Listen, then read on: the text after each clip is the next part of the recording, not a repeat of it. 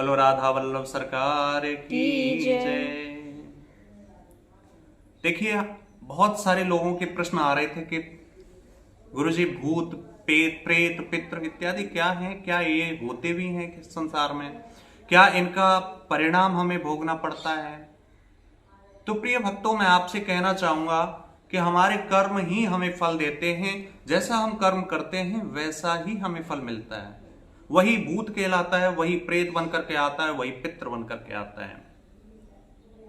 और भगवान श्री कृष्ण ने ही कहा है कि जैसा व्यक्ति कर्म करेगा उसको फल वैसा ही प्राप्त होगा।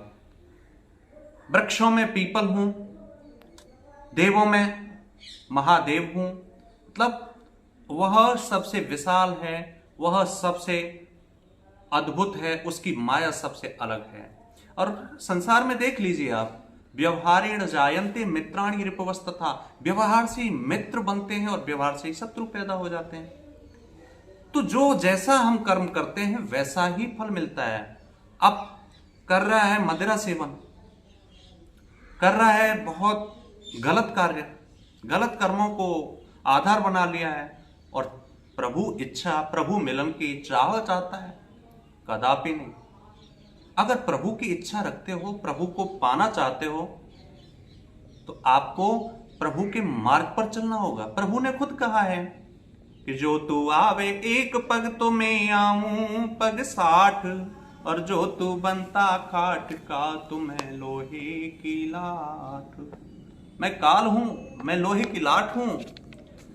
जो मेरी ओर तू चल करके आता है तो मैं तेरी ओर 60 कदम चल के आ जाता हूं। जो पे कृष्ण चरण मन अर्पित, तो करे हैं नवग्रह रंग, तो करे हैं का नवग्रह रंग। रंग मतलब भिकारी, नवग्रह भिकारी, भूत प्रेत भिकारी, ये क्या कर सकते हैं जब भगवान श्री कृष्ण चरण रज हमारे सिर पर अर्पित हो। तन पर, मन पर या फिर आर्थिक स्थिति पर जब कष्ट आता है, उस ईश्वर की इच्छा नहीं, आपके कर्म होते हैं। आपके कर्म आपको वहां लेकर के जाते हैं। और कहा भी है, पितरों को पूजने वाले पितृ लोग को जाते हैं, भूतों को पूजने वाले भूत लोग को जाते हैं, और मुझे पूजने वाले मेरे लोग को जाते हैं। मीराबाई को देखिए आप, बचपन में क्या थी वो, कर्म के आधार से उन्होंने ईश्वर को प्राप्त कर लिया। रैदास, कर्माबाई, बहुत सारे ऐसे भक्त हुए हैं जिन्होंने उस ईश्वर को भी प्राप्त किया है। प्रेत योनि वायु प्रधान है, किसी भी द्वार से प्रवेश कर सकती है। अगर आप अपवित्र होते हैं, आप तन से नहीं, आप मन से अपवित्र होते हैं। गोकर्ण था, गौ सुधारने के लिए उसके बड़े भाई गोकर्ण ने ईश्वर प्राप्ति का मार्ग बताया, भागवत सुनाई, तो धुंधकारी ही उस वाहन पर चढ़ करके कहां गया, भगवान के धाम को गया। तो धुंधकारी कितना अत्याचारी था, कितना निकृष्ट व्यक्ति था, जिसने आंगन में लाकर के बहुत सारे लोगों को मार काट करके गाड़ दिया था।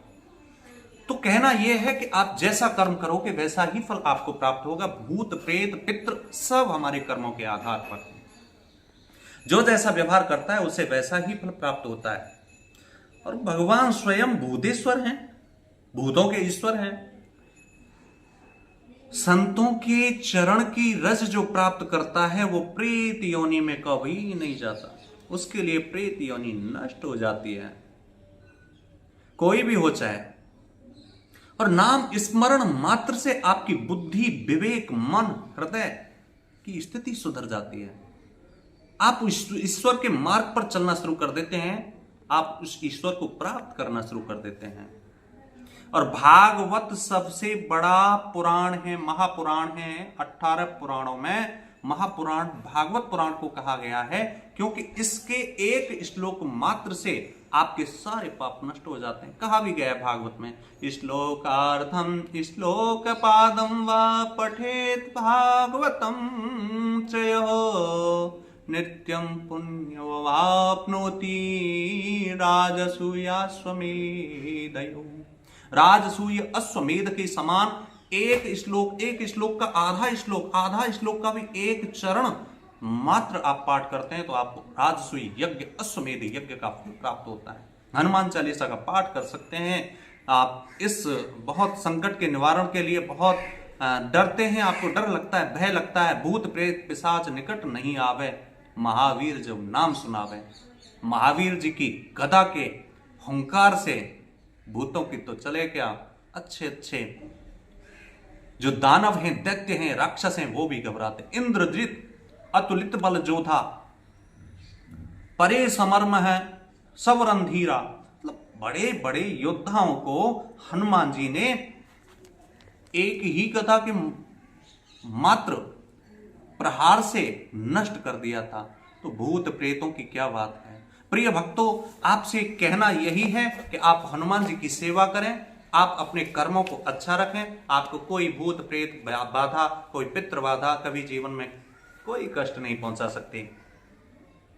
इसलिए आप हनुमान जी की सेवा करें, अपने इष्ट के प्रति श्रद्धा रखें, माता पिता की सेवा करें, गलत कार्यों में कभी ना पड़ें। जय जय श्री राधे, जय श्री कृष्ण।